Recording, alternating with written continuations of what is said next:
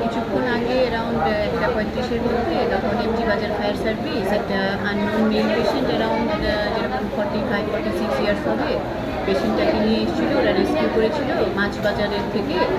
তো পেশেন্টটা আমাদের ট্রমা সেন্টারে আসার পরে আমরা দেখলাম যে পেশেন্টটা অলরেডি ব্রড ডেড।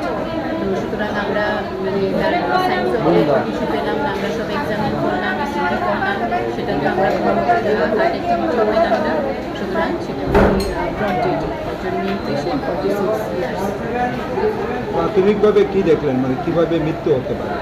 এরকম তো এখনও কিছু বোঝা যাচ্ছে না, কারণ আমরা এক্সটার্নাল কোনো ইনজুরি সেরকম পাইনি। তো যেহেতু এটা আমরা ব্রড ডেড হিসেবে পেয়েছি, তো এখন আমরা এটা পোস্টমর্টম এক্সামিনেশনের জন্য আমরা এটা